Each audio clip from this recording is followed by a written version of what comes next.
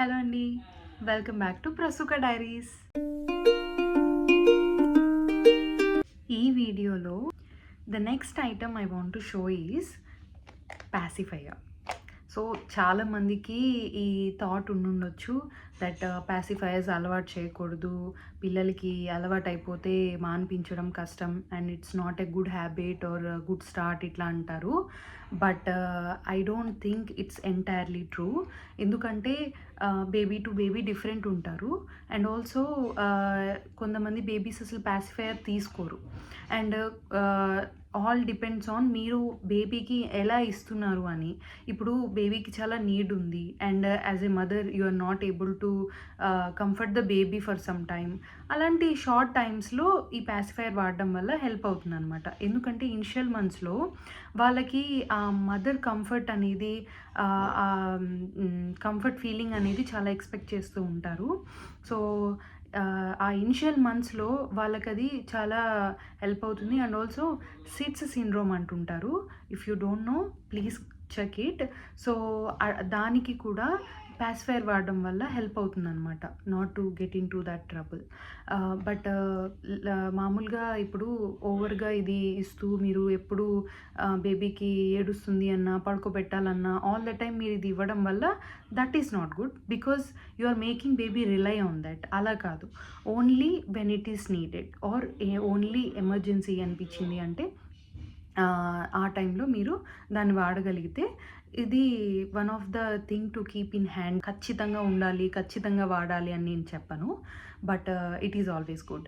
ఇప్పుడు కొంతమంది పిల్లలకి పెద్ద కొద్దీ అలవాటైపోయి పళ్ళది ఓరియంటేషన్ అది అవుతుంటుంది అని వింటుంటాము.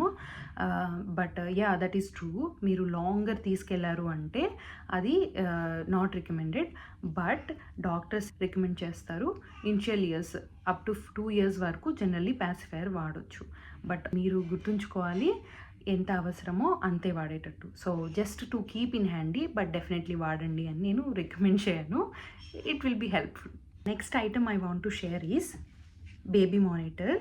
సో జనరలీ ఇది కూడా not one of the item that you definitely should keep అని, but it is one of the item that can be handy అనమాట.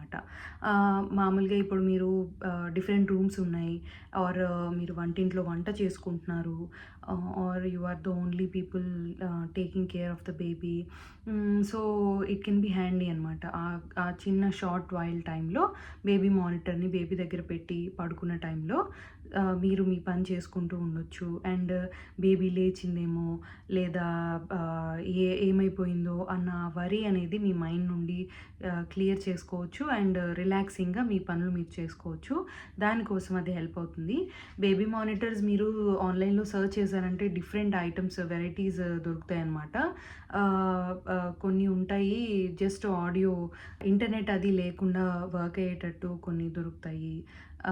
సో చిన్న సౌండ్ వచ్చినా, బేబీ జస్ట్ కదిలినా కూడా ఆ సౌండ్ అనేది మన దగ్గర ఉన్న రిసీవర్ దగ్గర వినిపిస్తూ ఉంటుంది. అదర్వైజ్ కెమెరాస్ ఉండేటట్టు అమ్ముతారు. సో అట్లాంటివి కూడా మీరు ట్రై చేయొచ్చు. దాంట్లో మీరు బేబీని చూసుకుంటూ అట్లా మీరు మానిటర్ చేయొచ్చు అనమాట. ఎస్పెషల్లీ బేబీ కొంచెం పెద్ద అయ్యే కొద్దీ అండ్ వాళ్ళు బోర్లు పడడం, మూవ్ అవ్వడం తెలుస్తుంటుంది కదా, అండ్ ఆల్సో సడన్గా కింద పడతారేమో మంచం మీద నుండి అనే టెన్షన్ ఉంటుంది కదా. ఇట్లాంటి వాటన్నిటికీ టెన్షన్ లేకుండా ఉండేటట్టు మంచిగా హెల్ప్ అవుతుంది అనమాట. This is also one of the item you can keep handy. If you like all this information, do like the video and ఇట్లాంటి more content కోసం do follow and notifications enable చేసుకోండి, so you won't miss any upcoming videos. See you. Bye.